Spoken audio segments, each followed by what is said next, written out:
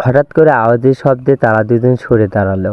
মিহিয়া আওয়াজের দিকে তাকিয়ে দেখতে পেল আব্রাহামের পাশে থাকা ফুলদানিটা আছাড় মেরেছে, যার ফলে ফুলদানিটি নিচে পড়ে ভেঙে টুকরো টুকরো হয়ে গেছে।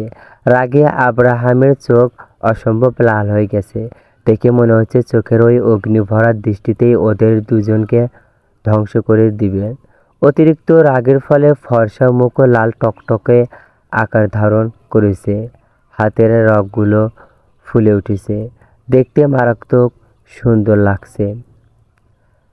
আব্রাহাম দাঁতে দাঁত চেপে হাত মুষ্টিবদ্ধ করে নিজের রাগ কন্ট্রোল করার চেষ্টা করছে, কিন্তু কিছুতেই নিজের রাগকে কন্ট্রোল করতে পারছে না। তাই রেগে রিভানের শার্টে কলার ধরে তার মুখে ঘুষি মারল। হঠাৎ করে অচেনা কারোর দ্বারা আক্রমণের শিকার হয়ে রিভান প্রচণ্ড অবাক হলেও অনবরত আক্রমণের ফলে তারও রাগে মাথা চাড়া দিল, যার ফলে সেও রাগে মাথায় আব্রাহামকে পাল্টা ঘুষি মারতে লাগলো।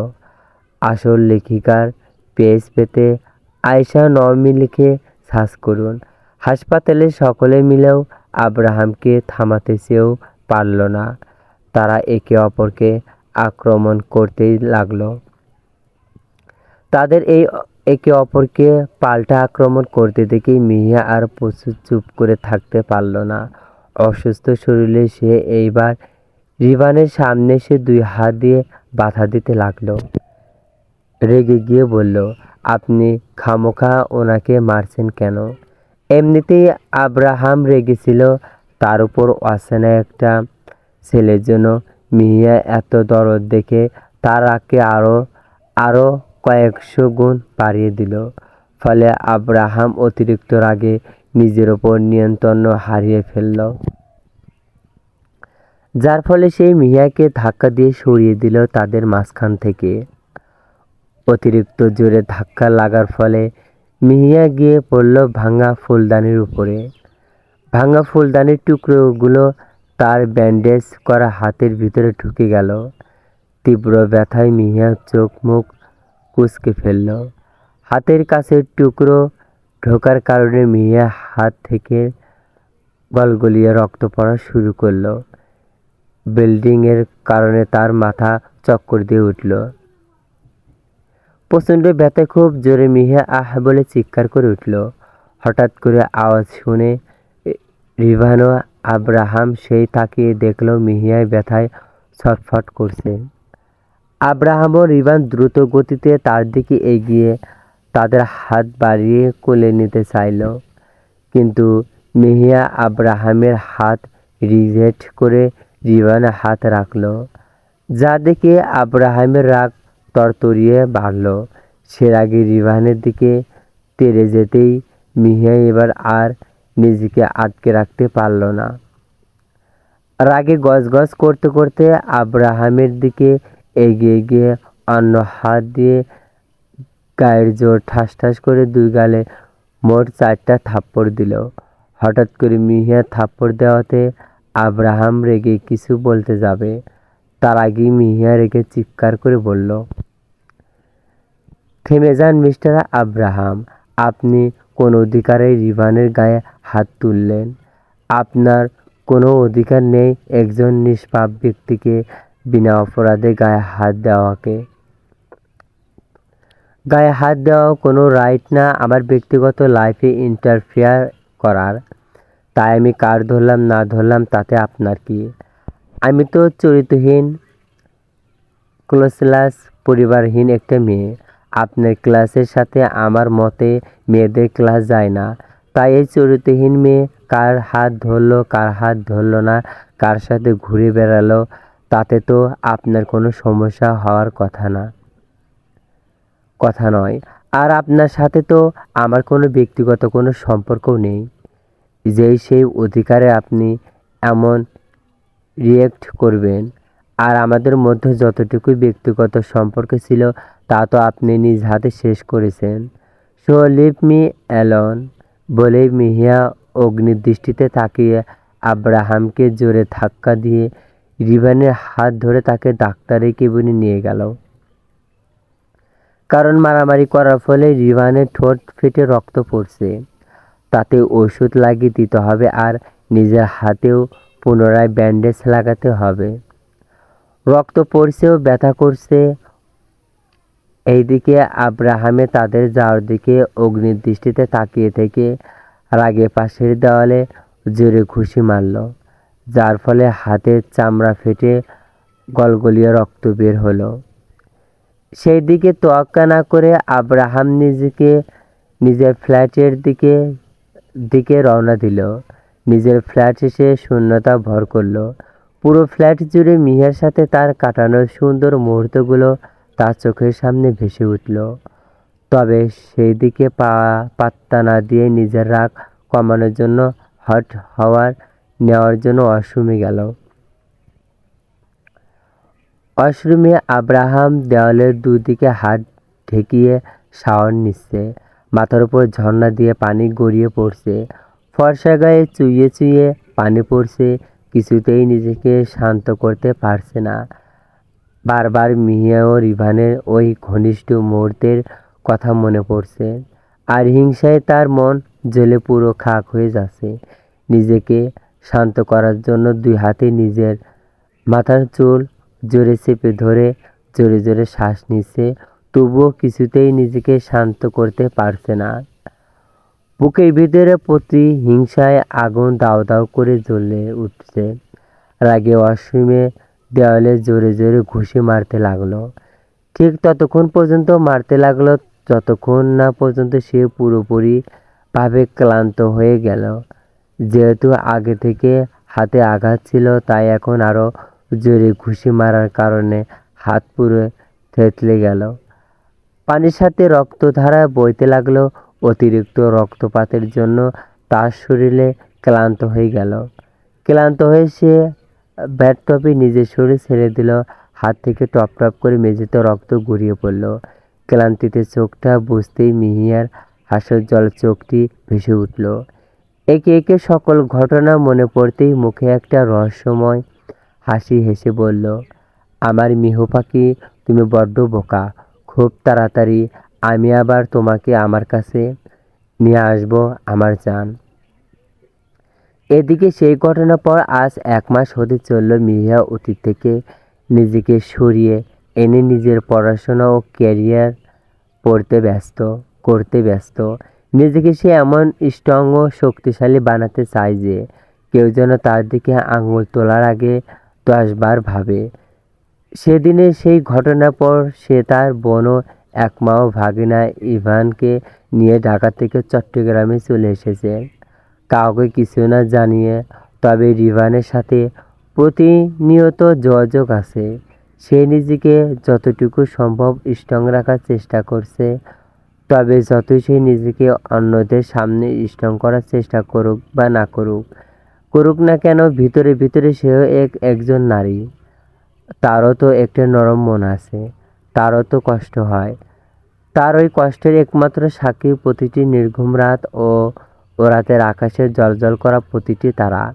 নিজের সন্তান হারানোর যন্ত্রণা যে ঠিক কতখানি কষ্টের তা একমাত্র একজন মাই জানে। আব্রাহামের প্রতারণা করলেও সে তো তাকে সত্যি কারো ভালোবেসেছিল। ইদানিং প্রায়শ মিহিয়ার শরীরটা ভালো যাচ্ছে না, সাথে মেজাজটাও সারাক্ষণ খিটখিটে ভাব হয়ে থাকে। অতিরিক্ত রাগ তো আছেই, খেতে মন চায় না, সবসময় বমি পায়। মুড সুইং তো আছেই, এই হাসি পায় আবার এই কান্না পায়। নিজের আচরণে নিজেই বেশ অবাক হয় মাঝে মাঝে। তার এই অসুস্থতা দেখে মিহিয়া বড় বোন রিদিয়ার সিদ্ধান্ত নিয়েছে তাকে যে করেই হোক হাসপাতালে নিয়ে যাবে। মিহিয়া বারণ করলেও সে শুনতে রাজি নয়। সে মনে মনে যেটা সন্দেহ করছে তা যদি সত্যি হয়, তবে তার থেকে খুশি কেউ হবে না। কারণ একমাত্র সে দেখেছে এই বাচ্চাটার জন্য তার বোন দিনরাত কেমন পাগলের মতো কান্না করেছে। আজ সকালে মিহিয়াকে একজন গাইনিকোলজিস্ট এর অ্যাপয়েন্টমেন্ট নিয়েছে রিদিয়া। সেখানে যাওয়ার জন্য রেডি হচ্ছে তারা। রেডি হয়ে তারা হাসপাতালের উদ্দেশ্যে রওনা দিল। কিছুক্ষণের মধ্যে একজন মহিলা গাইনি ডক্টর নীলুফা ইয়াসমিন এসে মিয়াকে কিছু টেস্ট দিল। তারপর কিছু সময় অতিক্রম হওয়ার পর মিয়া হাতে রিপোর্ট আসতেই সে হতবাগে নিজের কথা বলার ভাষা হারিয়ে ফেলল। আনন্দে চোখের পানি চলে আসলো। পরে অ্যাক্সিডেন্টের কথা মাথায় আসতেই সে ডক্টরকে বলল, ডক্টর, আমার মনে হচ্ছে আপনার কোথাও ভুল হচ্ছে। মিহিয়া এহেন কথায় ডক্টর ভ্রু কুঁচকে গেল। সে চোখ মুখে সন্দেহের দৃষ্টি তাকিয়ে বলল, তা তোমার কেন মনে হচ্ছে আমি ভুল? মিহিয়া, কারণ আমার 1 মাস আগে একটা বড় অ্যাক্সিডেন্ট হয়, যেখানে বলা হয় সে আমার বাচ্চাটা মিসক্যারেজ হয়ে গেছে। মিয়া এহেন কথায় ডক্টর মুচকে হেসে বলল, আমি একদম ঠিক বলেছি মেয়ে, ওই ডক্টর মিথ্যা বলেছে তোমাকে। তবে বেবিটা কিন্তু অনেক দুর্বল, তাই বাচ্চার হার্টবিট কম, তাই ঠিকমতো পুষ্টিকর খাবারও খাও। যত সম্ভব মানসিক চিন্তামুক্ত থাকো, নাহলে বেবির যে কোনো মুহূর্তে খারাপ কিছু হয়ে যেতে পারে। ডক্টরের কথায় মেহিয়া খুশিতে কান্না করে দিল। ডক্টর মুচকি হেসে বলল, তুমি যেভাবে বলবে তাতে ওই পরিস্থিতিতে প্রায় সকল মেয়েদেরই মিসক্যারেজ হয়ে থাকে, কিন্তু সৃষ্টিকর্তার অবেশ মহিমায় তোমার বেবির কিছু হয়নি। তার কাছে শুকরিয়া জানাও মেয়ে। দাঁড়াও, তোমার সন্দেহ হচ্ছে, তাই তোমাকে বাচ্চার হার্টবিটের আওয়াজ শোনাচ্ছি, তাহলে সন্দেহ দূর হবে। তারপর ডক্টর বাচ্চার হার্টবিট শোনার যন্ত্রণা নিয়ে এসে তাকে শোনালো। যা শুনে মিহিয়ার বুক কেঁপে উঠলেও সে অনেক খুশি হলো বাচ্চার হার্টবিটের আওয়াজ শুনে। তারপর ডক্টরের সাথে আরও বেশ কিছুক্ষণ বাচ্চার সম্পর্কে কথা বলে হাসি মুখে বাড়ির উদ্দেশ্যে রওনা দিল। অসমে আব্রাহাম দেয়ালের 2 দিকে হাত ঢেকিয়ে শাওয়ার নিচ্ছে। মাথার উপরে ঝর্ণা দিয়ে পানি গড়িয়ে পড়ছে। ফর্সা গায়ে চুইয়ে চুইয়ে পানি পড়ছে। কিছুতেই নিজেকে শান্ত করতে পারছে না। বারবার মিয়া ও রিভানের ওই ঘনিষ্ঠ মুহূর্তের কথা মনে পড়ছে।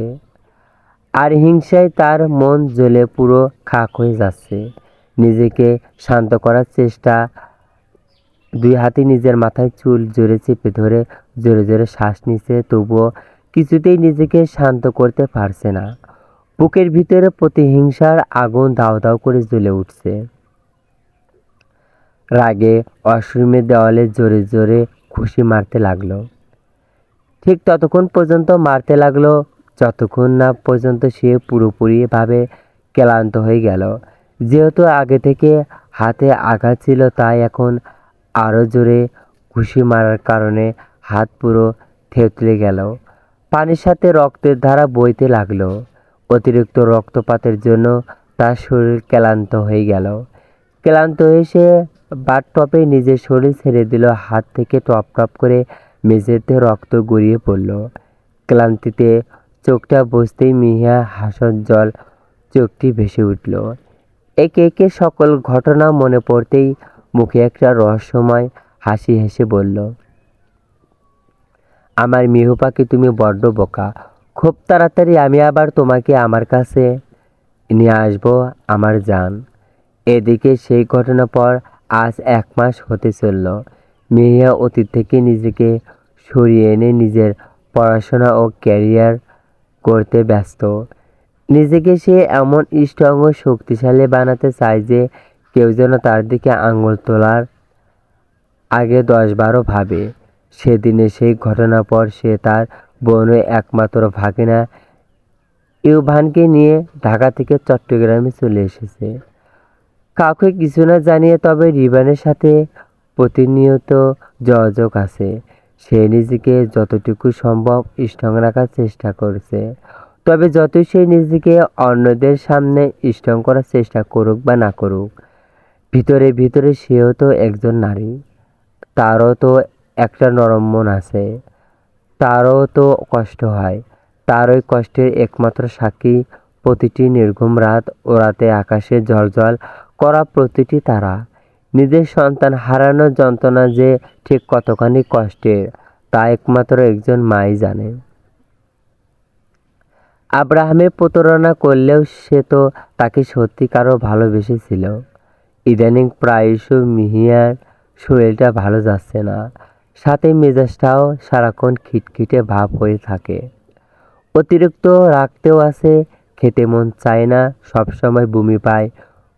মুড সুইংতেও আছি, এই হাসি পায় আবার এই কান্না পায়। নিজের এই আচরণে নিজেকেই বেশ অবাক হয় মাঝে মাঝে। তার এই অসুস্থতা দেখে মিহিয়ার বড় বোন মিহিয়া সিদ্ধান্ত নিয়েছে তাকে যে করে হোক হাসপাতালে নিয়ে যাবে। মিহিয়া বারণ করলেও সে শুনতে রাজি নয়। সে মনে মনে যেটা সন্দেহ করেছে তা যদি সত্যি হয় তবে তার থেকে খুশি কেউ হবে না। কারণ একমাত্র সে দেখেছে এই বাচ্চাটার জন্য তার বোন দিনরাত কেমন পাগলের মতো কান্না করেছে। আজ সকালে মিহিয়াকে একজন গাইনিকোলজিস্ট এর অ্যাপয়েন্টমেন্টে নিয়েছে রিদিয়া। সেখানে যাওয়ার জন্য রেডি হয়ে তারা হাসপাতালের উদ্দেশ্যে রওনা দিল। কিছুক্ষণের মধ্যে একজন মহিলা গাইনি ডক্টর নীলুফা ইয়াসমিন এসে মিহিয়াকে কিছু টেস্ট দিল। তারপর কিছু সময় অতিক্রম হওয়ার পর মিহিয়ার হাতে রিপোর্ট আসতেই সে হতবাগে নিজের কথা বলার ভাষা হারিয়ে ফেলল। আনন্দে চোখের পানি চলে আসলো। পরে অ্যাক্সিডেন্টের কথা মাথায় আসতেই সে ডক্টরকে বলল, ডক্টর, আমার মনে হচ্ছে আপনার কোথাও ভুল হচ্ছে। মিহিয়া এহেন কথায় ডক্টর ভ্রু কুঁচকে গেল। সে চোখ মুখে সন্দেহের দৃষ্টি তাকিয়ে বলল, তা তোমার কেন মনে হচ্ছে আমি ভুল? মিহিয়া, কারণ আমার 1 মাস আগে একটা বড় অ্যাক্সিডেন্ট হয়, যেখানে বলা হয় যে আমার বাচ্চাটি মিসক্যারেজ হয়ে গেছে। মিহিয়া এহেন কথায় ডক্টর মুচকে এসে বলল, আমি একদম ঠিক বলেছি মেয়ে, ওই ডক্টর মিথ্যা বলেছে তোমাকে। তবে বেবিটা কিন্তু অনেক দুর্বল, তাই বাচ্চার হার্টবিট কম, তাই ঠিকমতো পুষ্টিকর খাবারও খাও। যথাসম্ভব মানসিক চিন্তামুক্ত থাকো, না হলে বেবির যে কোনো মুহূর্তে খারাপ কিছু হয়ে যেতে পারে। ডক্টরের কথায় মিহিয়া খুশি কান্না করে দিল। ডক্টর মুচকে এসে বলল, তুমি যেভাবে বললে তাতেই ওই পরিস্থিতিতে প্রায় সকল মেয়েদেরই মিসক্যারেজ হয়ে থাকে, কিন্তু আল্লাহ তাআলা অশেষ মহিমায় তোমাকে বেবির কিছু হয়নি। তার কাছে শুকরিয়া জানাও মেয়ে। দাঁড়াও, তোমার সন্দেহ হচ্ছে, তাই তোমাকে বাচ্চার হার্টবিটের আওয়াজ শোনাচ্ছি, তাহলে সন্দেহ দূর হবে। তারপর ডক্টর বাচ্চার হার্টবিট শোনার যন্ত্রটা নিয়ে এসে তাকে শোনালো। যা শুনেই মিহিয়া বুক কেঁপে উঠল। সে অনেক খুশি হলো বাচ্চার হার্টবিটের আওয়াজ শুনে। তারপর ডক্টরের সাথে আরও বেশ কিছুক্ষণের বাচ্চার সম্পর্কে কথা বলে হাসি মুখে বাড়ির উদ্দেশ্যে রওনা দিল। হাসপাতাল থেকে বের হওয়ার পরও মিহিয়ার কানে যেন ভেসে আসছে সেই ছোট হৃদয় স্পন্দনের শব্দ। টপটাপ টুপটাপ। সেই অবচেতনাভাবেই নিজের পেটের উপর হাত রাখল। চোখ বেয়ে নেমে এলো অঝোর অশ্রু। হৃদয়া পাশে বসে তার হাত চেপে ধরে বলল, আমি জানতাম আপু, আমার মন বলেছিল কিছু একটা আছে।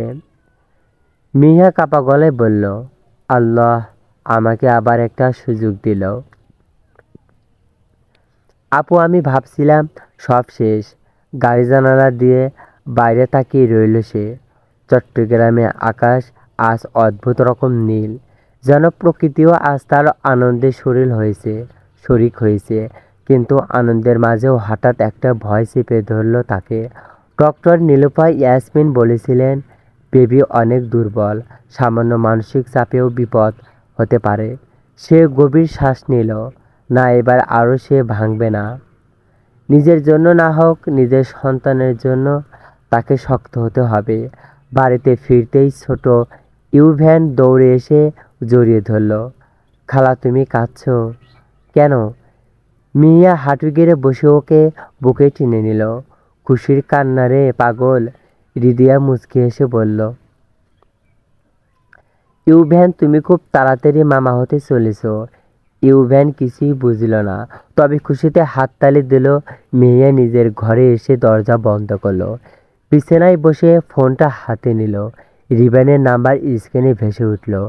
কিছুক্ষণ দ্বিধায় থাকলো, বলবে না বলবে না। শেষ পর্যন্ত কল দিল। হ্যালো মিহি। রিভানের কণ্ঠে উদ্বেগ। মিহিয়া চুপ করে রইল কয়েক সেকেন্ড। তারপর ধীরে বলল, রিভান, আমি প্রেগন্যান্ট। ওপাশে কয়েক মুহূর্ত নীরবতা। কি? কিন্তু তোমার তো, হ্যাঁ, যেটা সবাই বলেছিল মিসক্যারেজ হয়েছে, সেটা হয়নি। রিবান গম্ভীর শ্বাস ফেলল। আলহামদুলিল্লাহ। এটা তো দারুণ খবর মিহি। তুমি কেমন আছো? মিহিয়ার চোখ আবার ভিজে উঠল। ভয় লাগছে রিভান, খুব ভয়। ভয় পেও না, আমি আছি। আমি আছি। কথাটা শুনে তার বুকটা কেঁপে উঠল। ঠিক ঠিক তখনই মনে পড়ল আব্রাহামের মুখ, তার সেই রহস্যময় হাসি, সেই অধিকারবোধ। এই সন্তান তারই। তার শরীরের ভেতরে যে প্রাণটা স্পন্দিত হচ্ছে, সে আব্রাহামের রক্ত বহন করেছে। হঠাৎই বুকের ভেতর অদ্ভুত টান অনুভব করলো মিহিয়া। ভালোবাসা, ঘৃণা, ভয়, সব কিছু মিলেমিশে একাকার। ওদিকে ঢাকায় নিজের কেবিনে বসে আব্রাহাম সিগারেটের ধোঁয়া ছাড়ছে ধীর গতিতে। হাতের ব্যান্ডেজ এখনো বাঁধা, চোখ দুটো লালচে। তার সামনে রাখা টেবিলে কয়েকটা ছবি। মিহিয়া চট্টগ্রামে এক শপিং মলের সামনে দাঁড়িয়ে আছে সে, আর একটাই রিদিয়ার সাথে। আব্রাহাম ঠোঁটের বাঁকিয়ে হাসল। যদি গল্পটি ভালো লাগে অবশ্যই কমেন্টে জানিয়ে দেবেন। আপনাদের কমেন্ট পেয়ে গেলে পরবর্তী পার্ট দ্রুত আপলোড করার চেষ্টা করব। অবশ্যই চ্যানেলটি সাবস্ক্রাইব করবেন। তুমি ভেবেছো এত সহজে পালাতে পারবে মিহু পাখি? ঠিক তখনই তার ফোনে একটা মেসেজ এলো। অচেনা number. Sir, report confirm, madam pregnant. আব্রাহামের হাত কেঁপে উঠল। কয়েক সেকেন্ড সে নিঃশ্বাস নিতেই ভুলে গেল। তারপর ধীরে ধীরে দাঁড়িয়ে জানালা পাশে গেল। আমি জানতাম। তার চোখে হঠাৎ এক অদ্ভুত দীপ্ত জ্বলে উঠল। আমার সন্তান, তুমি আমার কাছেই ফিরবে মিহু পাখি। এবার তুমি আর একা না। এদিকে রাতে ঘুমাতে পারছে না মিহিয়া। বিছানায় শুয়ে বারবার হাত রাখছে পেটের ওপর। বাবু, তুমি শক্ত হয়ে থাকো প্লিজ। হঠাৎ ফোনে অচেনা নাম্বার থেকে কল এলো। সে কাপা হাতে রিসিভ করলো। হ্যালো। ওপাশ থেকে গভীর চেনা কণ্ঠ। কেমন আছো? মিহু পাখি। চলবে। যদি গল্পটি ভালো লাগে অবশ্যই চ্যানেলটি সাবস্ক্রাইব করবেন। প্লিজ চ্যানেলটি সাবস্ক্রাইব করবেন, ভিডিওটি শেয়ার করবেন। ধন্যবাদ।